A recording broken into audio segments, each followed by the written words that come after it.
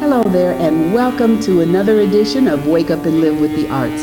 I'm Sue Johnson, one of your co-hosts, along with my dear friend and colleague Gary Webster, who is now busy being an author, which we'll talk in a moment about. And then on my right, from the Rainey Institute in Cleveland, Ohio, is an encore guest, Monsieur Darnell Weaver. Darnell Weaver is here from Rainey Institute.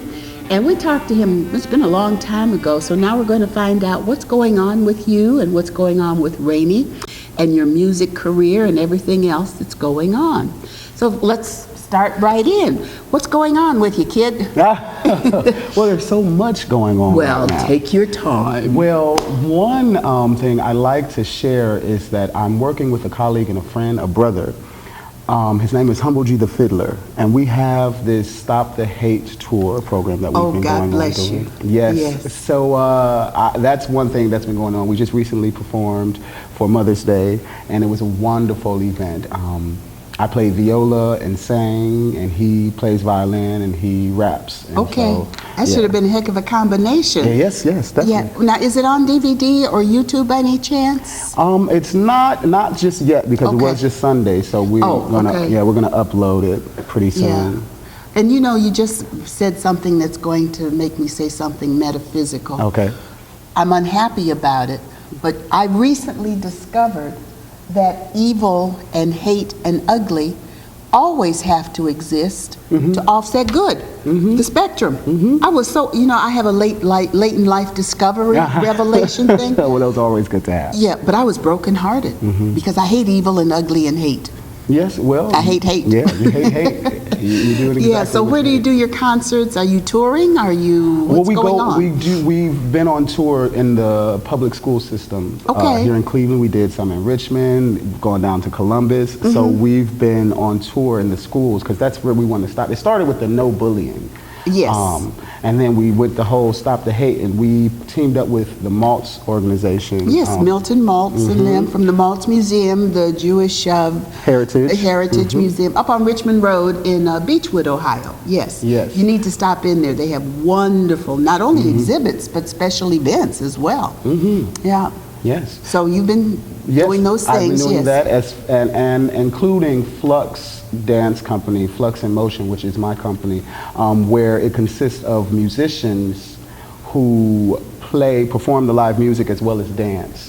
I just recently did a duet with at the Glissando, Rainey Institute's Glissando event this past Tuesday also. And what's your music genre in general? Broadway, pop, ballads, hip hop, blues, reggae, fusion. It's a flux. That's what flux means. Exactly. Gary, did you know that's what flux means? Is that what flux means? It turns out that's what flux means. I'll have to make a note of that. Yes. Well, it's a flux between different genres as well as different categories of the arts. Yes. Which is where I've always found myself in a flux because I was unable to stay stationary in one single art form or even in a single genre. So. And all great artists, creative folks have a very difficult time being narrowly focused. That goes against the nature of the beast, so to speak. Yeah. Yes.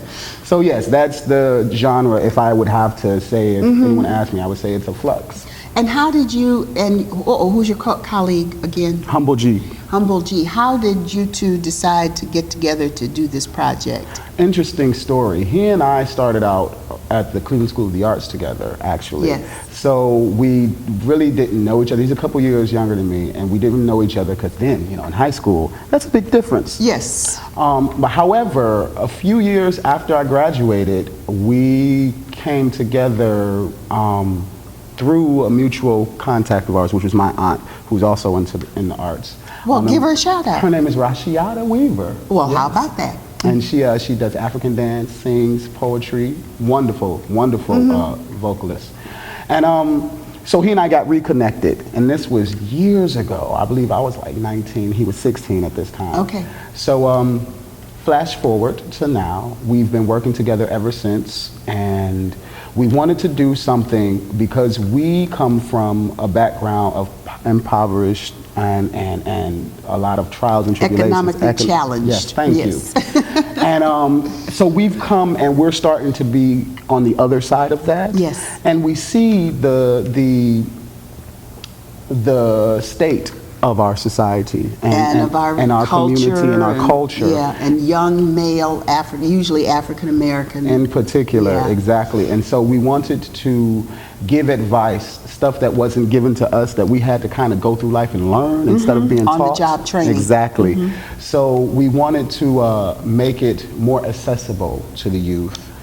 And we wanted to give back because this is our home, and you're only as strong as your home. You know? Oh, you got it. So Yeah. that's what we want to do, help build up Cleveland. So often we both hear, oh, what are you all doing in Cleveland? You need to go to New York. You're never going to do anything in Cleveland. But that defeats the purpose. And I have discovered, thank God, it's not that there's a movement on, but I've heard more and more of us artists saying that what we would like to do is be able to stay here and Yes. earn a living and make Cleveland a destination for the arts. Yes. In all of the genre, Yes. you know, and especially since we've already got the strong theater background from Playhouse Square Foundation all the way to all of the area, you know, theaters. But there's so much wonderful stuff here: dance, Yes, so many hidden gems. vocal. Oh, you name it. You name it. Yeah. Well, if I can use the Wayback Machine, for as long as I have been working with Sue Johnson, which goes back... Way back. This is 2015. That's the Wayback Yeah, Wayback, Machine, yeah. This is Yes, 2015, Sherman. and that goes Yes. back to 1998, Mr. Peabody. Mr. Peabody, Goes back okay. that far. One of your pet peeves has been, I know the Cleveland Playhouse in particular, has been the object of your wrath, for lack of a better term.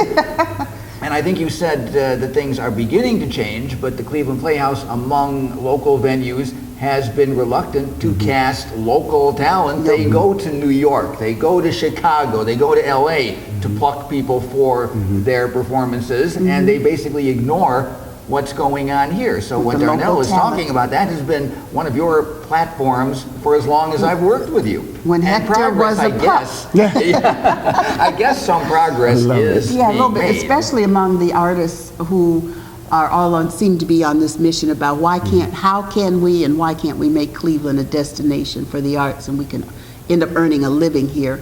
Because the fact, and I hate to say it's the truth, but the fact is it's very difficult to earn a living here in the Cleveland area full-time. Yes, it is. Full-time, yeah.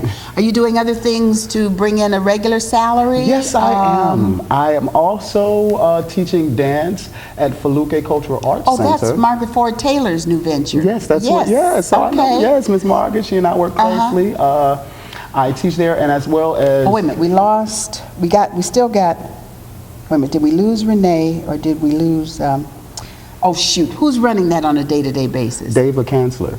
I don't know him. That's her. She. Oh, I don't know her either. Yeah. yes, Miss David Kanzler has been doing Feluke for quite some time now, actually. And, Okay. she used to partner with Terrence Green back in the day. We're going way back. So now he's off doing his own venture, and she's still with Feluke. Yeah. But yes, it's been around for a good, I would say at least 15 years. Okay, Yeah. and Feluke is a theater primarily African-American based, but but of course cultural diversity. And it's on Carnegie. It is on 46 and Carnegie. 46 and Carnegie, founded by Margaret Ford Taylor, one of Cleveland's legends. So you need to, check it out because they have an arts program developing there, arts and theater and so Yes, forth. definitely, Yeah. definitely. What's your specialty in dance, so to speak? Which genre do you tend to do? I'm more of a, I'm technique based, so I have training in ballet and modern and African and all those things. However, again, going with the flux, I feel more is improvisational. Hot dog. So I have to be on the Yeah. spot to feel. And with that being said, I lean more towards contemporary or lyrical movements. Gotcha. Because they can, and being a musician as well, I really connect with I the can music. just see you doing ballet and playing the viola the same time. Yes, I just did a performance with that.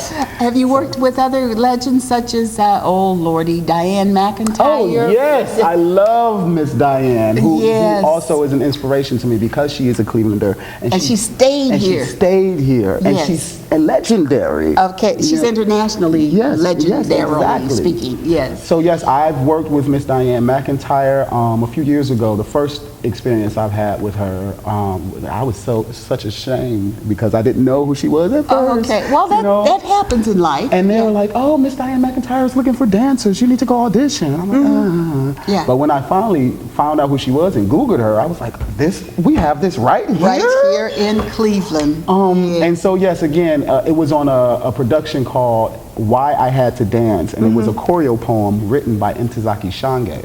Oh, you can say her name. I still can't say her name. Especially if you see it, it's written. Oh, yeah, See, there I go again. That, you know who we're talking about, yeah. Right, so that was a major experience, and again, that helped me to get into the whole flux thing, because before that, I was still at a loss for how am I going to be able to do everything and not be pulled in so many different directions and just come and focus all those different rays of light together and make them more powerful. Hot dog.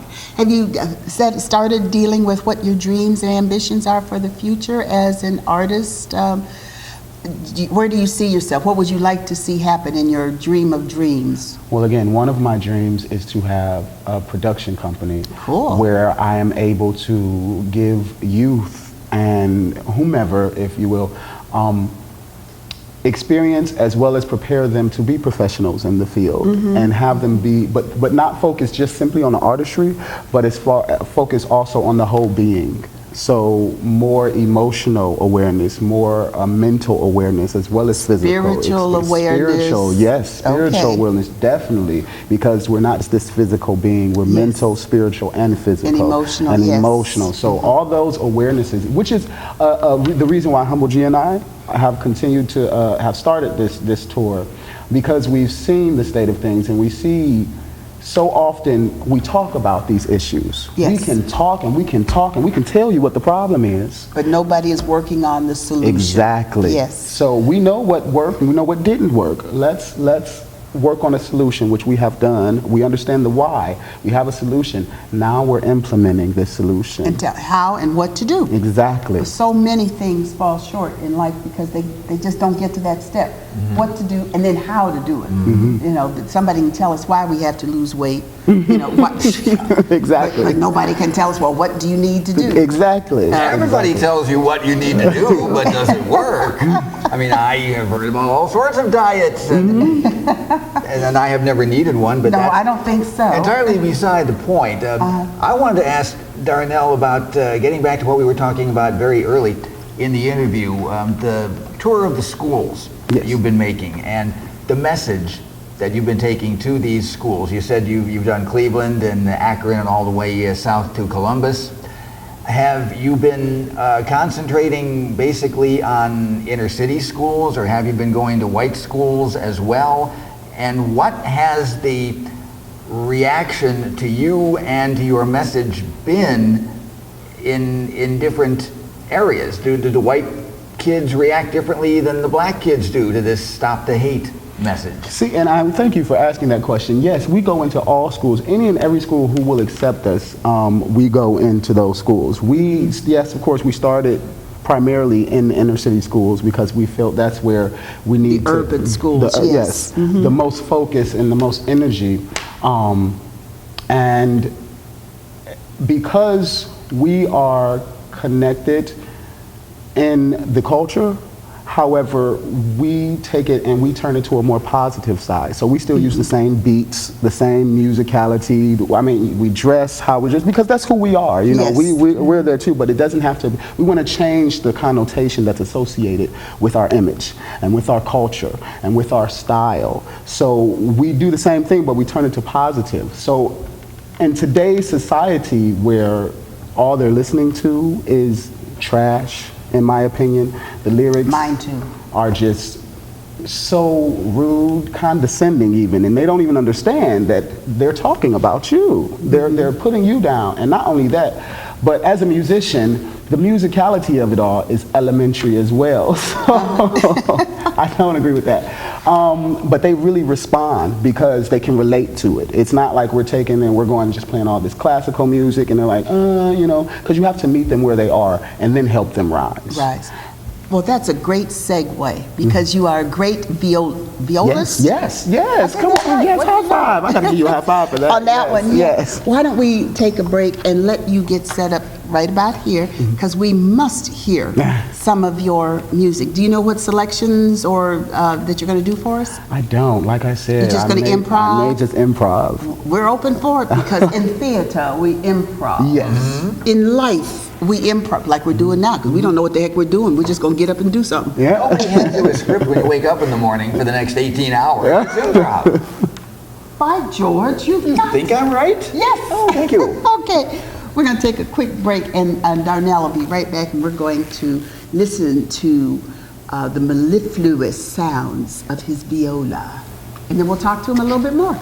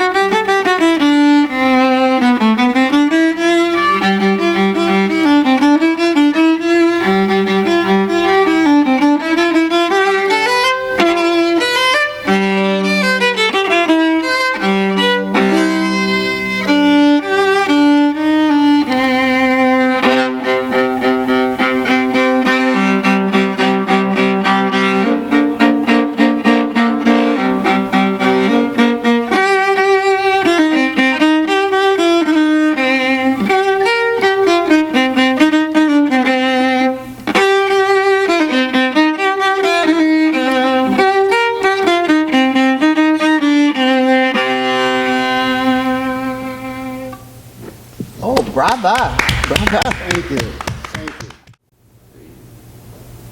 Hey there, that was Darnell Weaver. And Gary, I understand you have a special question for Darnell. Well, I'd like to know, like the old chicken or the egg question, which came first for you, the violin or the viola? Actually, the violin came first. I started out playing the violin in the fifth grade. And when auditions came up for the Cleveland School of the Arts, I switched to viola. So I've been playing violin for about a month before I switched because I was auditioning for the School of the Arts. And that's how I got accepted on viola. Of all the instruments and so forth, what called you to the violin of the instruments initially, and then of course you switched to viola? Well, during that time, I was living with my grandmother and my two aunts who were around the same age, so we're like sisters, and they were both playing violin. I see. However, at home, they would never practice the violin, and me being an inquisitive child, I would always open it up and just play with it. And so my grandmother noticed, and she said, well, boy, you sound better on it than they do. I might as well sign you up for it. And so that's what happened. And that's how it began. That's exactly Are there particular artists who inspire you or you use as role model? Or Yes, there's a violinist by the name of Daniel Bernard Romaine who came to Cleveland last year, I believe, or the year before. What year did the MoCA open? The original down at the Playhouse, or, No, or the brand new one? The brand new one on Euclid. It's been what, 3, 4? Yes, 3, 4, 5 years. It has been about 3 or 4 years. Yes. So he came to do the opening of the MOCA, and we had a class field trip with El Sistema at Rainey. Yes. And upon that field trip, at the end of the field trip, he asked me to perform with him for the opening, as well as pick a student to perform with me. Okay. And so ever since then, I had been drawn to Daniel Bernard Romain, DBR. He has major productions, he's a violinist, and he does so much with his instrument, and it's not just the classical feel or the jazz feel. He takes it outside of the box, and that gave me my inspiration to do the same. Now, the piece you just played for us, did it have a title, or was that just you vibing? That was me vibing. I kind of did a mashup. There are a few classical pieces, as well as some Adele was in there, and then some just melodies that and just plain old Darnell Weaver. But you just said something, another nice segue about El Sistema, and what we want to do, of course, before this segment ends, is we have to acknowledge the Rainey Institute, which is our host and sponsor for our Wake Up and Live with the Arts show. And Lee Lazar is the executive director. He's not here today, but he heads up all these wonderful arts and education programs for youth here at the Rainey Institute, East 55th. This institution's 100 years old too. Yes. Getting ready to talk about Karamu in a minute. Well, he heads it up with the help of our program director, Yes. who is Regina Foster. And she's new to me. Yes, she is new. She just came on in January. Right, so we'll be getting to know each other as we go along. Well, listen, I want to thank you so much. Thank you for having me. Well, you're such a delightful guest. It was so much fun when Lee told us you were going to be our encore guest. Oh, wonderful. And so that we can give a shout out to Rainey. Where's your next performances? Do you know yet? Are you on a schedule yet? Well, we have my next performances is with the students. So we have performances here. We have 2 performances here coming up, and we have a faculty performance. Okay. Where I'll be performing with some colleagues for. Do you have dates in mind yet, or is it too soon? No, it's actually next week, the 22nd of May, which is next Friday, is our end concert. We have play, we have El Sistema is performing, both orchestras, and we have dancers from the dance program performing, as well as our outreach, because I do outreach as well for Rainey at Alfred Bennett, and we have students from there who's going to come and join us. And the faculty recital is the 27th, which is the week after. And then we have another performance, which is our MAP Play, Multi-Arts Performance Program. And that is on the 29th and 30th of May. And that shows you how much is going on at Rainey in the Arts and Special Events Department. So to find out more about it, let's see if I can get this right. Call Rainey Institute at 216-881-1776. Certainly 1766. 1766. That's 881-1766. That's Sue's patriotism showing through again. And by all means, or L. Lazar at raineyinstitute.org to find out about all these wonderful programs, so that number 1, you can attend, and number 2, you can get information on how to have your youth. And youth goes all the way up to, till 20, 21 years old, depending, and starts as young as, about 3 or 4 years old. So there's a wide range that you can get your young person involved. So thank you, Darnell. Yes, thank you, Gary. We haven't hung out for a long time. And Yes, this is that's the first right. time in a while. Thanks, Lester, our videographer. And don't go away. We're going to be talking about something special coming up.